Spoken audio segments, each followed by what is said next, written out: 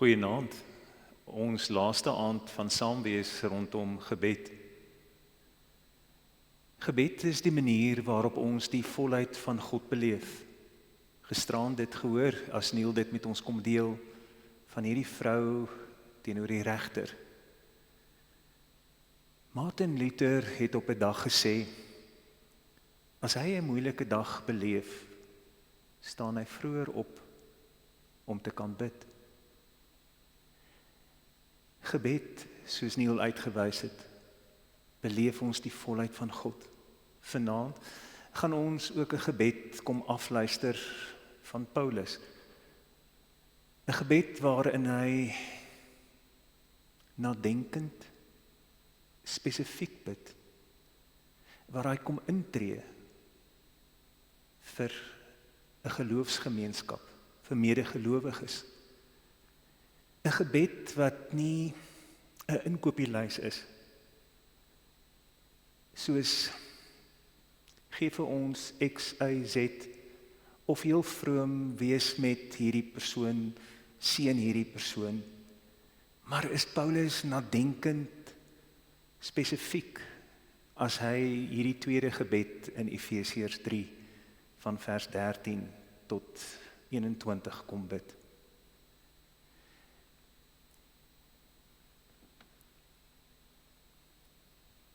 Mag julle innerlik sterk word. Mag geloof in julle harte woon. Mag julle in die liefde gewortel en gegrondves wees. Mag julle Christus liefde begryp.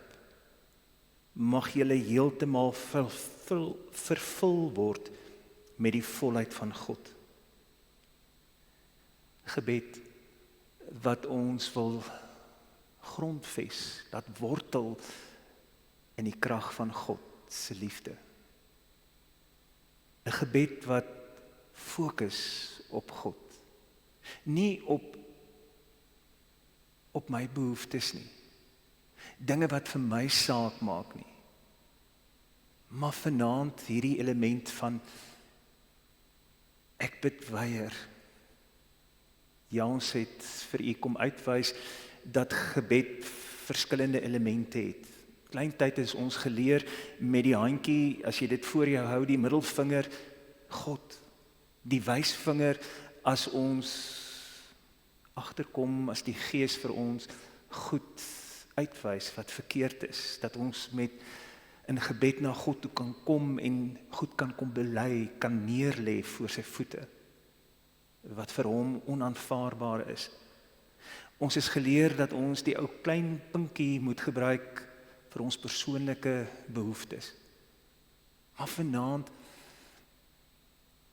kom Paulus regtig en kan ons afluister oor wat en hoe hy in sy verhouding met God is en hoe hy oor mense kom dink.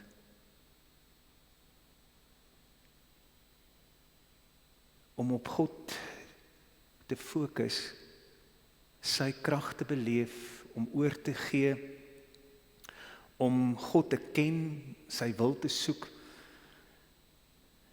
moet ons eers weet wie God is. Onthou u, dalk het u al verby 'n groep mense geloop en u het agtergekom, hulle praat oor jou. En dan doen jy moeite, jy luister eintlik af, wat sê hulle oor jou? In die Bybel is daar soveel gebede van geloofshelde, gelowiges, wat ons kan afluister. Dink aan Abraham, ek dink aan Moses, Elia, Daniel, so kan ek opnoem, Dawid, maar veral Jesus, sy hoëpriesterlike gebed in Johannes 17. Ek hoor hoe hy vir ons leer bid in Matteus 6. Ek hoor sy gebed in Getsemane. Maar as ons dit afluister, hierdie tweede gebed, dan begin Paulus om met God te praat, En dan leer ons om hierdie beginsel toe te pas by hom. Die Engelsman sou sê, talk to God about people before you talk to people about God. En hoor dan hierdie woorde, as jy jou Bybel daar oop het by Efesiërs 3 vers 14. Hy bid tot God drie-enig, vers 14, die Vader, vers 16, die Gees, en vers 17, Christus. Met nederigheid praat hy eers met God. Ons sou kon sê, hy beweeg van die teologie na die knielogie. En hy vra onder andere dat Christus in hulle harte sal woon. Hier is 'n beginsel wat ons moet raak sien. 'n inwoner, 'n gas wat die status kry van 'n inwoner. Die spelreëls vir 'n gas en 'n inwoner is totaal verskillend. En dan bid hy hierdie gebed dat hulle in God se liefde gewortel en gegrondves sal wees. Terug na Martin Luther.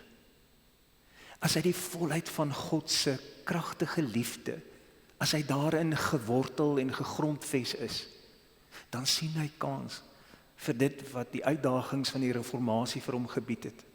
Sien hy kans vir al die struikelblokke, vir die teepratery en al die aan- en opmerkings wat hy moes verduur. Omdat hy krag ervaar het, gewortel is in God se liefde, gegrondves daarin. Ek lees in die 1800s, 1900s van 'n mikroskopiese luis wat die wingerde se wortelstokke aangeval het. En die luis se naam is Filozera. En meer as 70% van die wingerde in Europa se wortelstokke is daardeur geïnfekteer deur hierdie luis. En dit het teweeggebring dat reg deur Europa hulle wingerde uitgekap het en die wingerdstok veredel het deur onderstokke te gebruik wat immuun is teen hierdie luise aanvalle. So die gevolg is dat daar bitter min druiwestokke vandag is wat op hulle eie onderstokke staan. Almal is ingeënt op 'n onderstok wat dan bestand is teen hierdie luis se aanvalle. As ek die brief wat eintlik 'n hele gebed is van Efesiërs, maar vir ons doeleindes die tweede gebed hier in hoofstuk 3, dan kom ek agter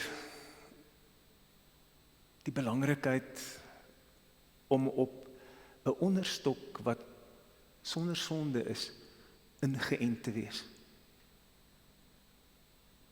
En dan volg hierdie woorde van mag 3 keer. Volg dit in julle Bybels wat julle oop het. By Efesiërs 3. Mag julle in staat wees om saam met al die gelowiges te begryp hoe wyd en ver en hoog en diep die liefde van Christus strek. Mag julle sy liefde ken, liefde wat ons verstand te bowe gaan. En mag julle heeltemal vervul word met die volheid van God. Daar waar jy sit, daar waar jy op die oomblik na hierdie video insetseltjie luister, in ons week van gebed, as ons gebede gaan afluister het van gelowiges, as die wêreld sy ore teen jou kom druk, onthou jy toe jy met 'n glas dalk so teen 'n muur of 'n deur gestaan en afluister het, waaroor praat die mense wat jy nie sien nie, maar wat jy hoor? As die wêreld die glas op jou hart sou kom sit, sal kan afluister dat jy met die volheid van God geseën is. Dat jy op hierdie sondelose onderstok Jesus Christus, dat jy in sy liefde gewortel en gegrondves is. Sal hulle kan hoor hoe lief God ons het. Sal hulle kan hoor hoe wyd, ver, hoog en diep sy liefde strek vir jou, vir elke medegelowige, ongeag velkleur, kultuur, taal, of wat 'n ander onderskeiding jy dalk mag gebruik. Paulus sluit sy gebed dan af met lofprysing, en ek haal dit vir aan in vers 20. Aan hom wat deur sy krag wat in ons werk, magtig is om oneindig meer te doen as wat ons bid of dink. Aan hom kom die eer toe. In die kerk, deur ons verbondenheid met Christus Jesus, deur al die geslagte heen, tot in alle ewigheid. En dan hierdie woord wat Neil weer vir ons gisterand uitgewys het, woensdag aand. Amen. Dit is so. Truly. As ons vandag met ons oor teen die deur van God se hart gaan staan en hom afluister, moet ons dit duidelik hoor as hy sê, ek is baie lief vir jou, en ek hoop jy sal in staat wees om te begryp hoe wyd en hoog en diep my liefde vir jou strek. Daar waar jy sit, kom ons tree in vir ons medegelowiges. Nadenkend, spesifiek, soos wat Paulus vir hierdie gemeente kom bid het. Ek het Dinsdag aand vergeet om in ons gebedsversoek vir u te vra om ook te vra vir hulle wat siek is in ons gemeente, wat worstel met behandelings, met diagnoses wat ver bo hulle begrip is, wat hulle emosievlakke angstig maak,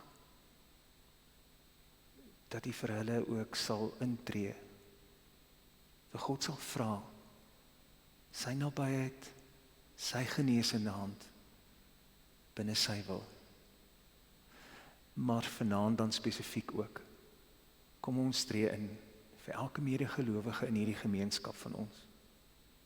En dan gaan ek afsluit, met die woorde, wat ek al reeds vir u voorgehou het, in hierdie gebed van Paulus. Gee geleentheid, waar jy kan stil word voor God.